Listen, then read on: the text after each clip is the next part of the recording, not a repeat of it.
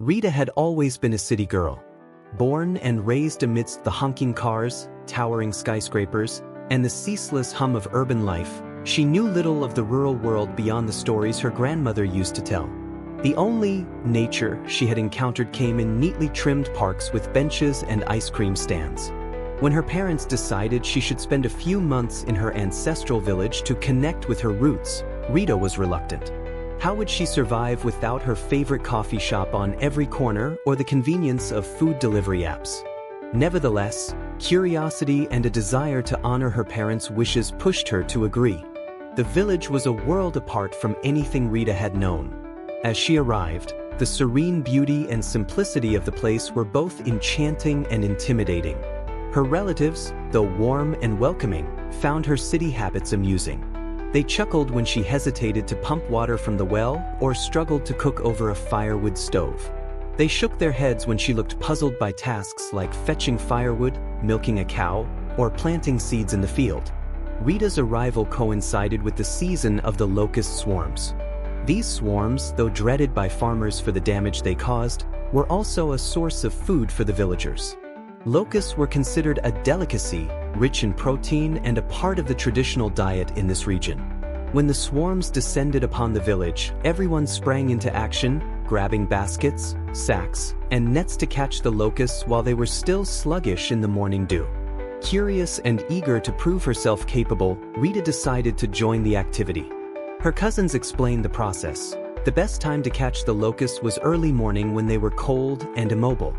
As the sun warmed them up, they would gain energy and begin to fly, making the task much harder. Armed with an open basket and a determination to succeed, Rita set out with the others. She followed the sounds of chirping and the sight of shimmering wings glistening in the tall grass and bushes.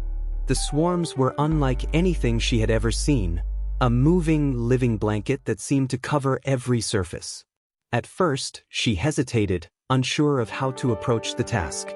The sight of so many insects made her stomach churn, but the laughter of her cousins spurred her on. Tentatively, she began to scoop the locusts into her basket. With each handful, she felt a growing sense of accomplishment. The villagers worked alongside her, their movements practiced and efficient. They moved quickly, knowing that time was of the essence. Rita, however, worked at her own pace, marveling at the uniqueness of the experience. As the morning progressed, the sun climbed higher, casting a golden light over the fields. The warmth began to affect the locusts, and Rita noticed that some of them were starting to stir. Their wings flicked open, and a few took hesitant flights. Determined to finish her task, she continued to gather the insects, occasionally swatting away those that tried to escape. Feeling satisfied with her efforts, Rita carried her basket back to the gathering point where the others were assembling their catches. She placed it down and stepped away, eager to compare her haul to that of her cousins. Little did she know, the warmth of the day was not on her side. As the sun's rays intensified, the locusts in her open basket became more active. One by one, they flicked their wings, leaped out, and flew away. When Rita returned to check on her catch, she was met with an empty basket and a sinking feeling of defeat. The other villagers noticed her dismay and began to chuckle. Some teased her good-naturedly, while others offered advice on how to secure the basket with a cover next time. Rita felt a mix of embarrassment and amusement. She couldn't help but laugh at the absurdity of the situation. Determined not to let the experience discourage her, Rita listened carefully to the tips shared by her relatives. They explained how to tie a cloth over the basket to prevent the locusts from escaping and how to work more quickly to maximize the catch before the insects became too active.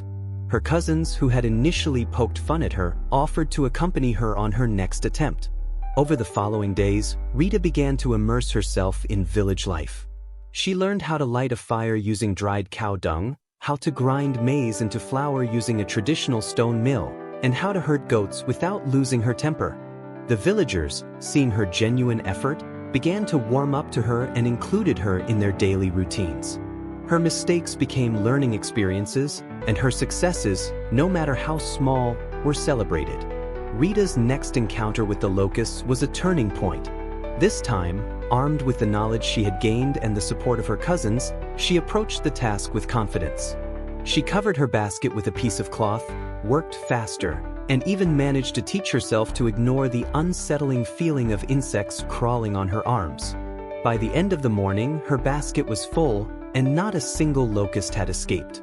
The villagers cheered her on as she triumphantly brought her catch back. That evening, as the family prepared a meal using the locusts, Rita felt a sense of pride and belonging.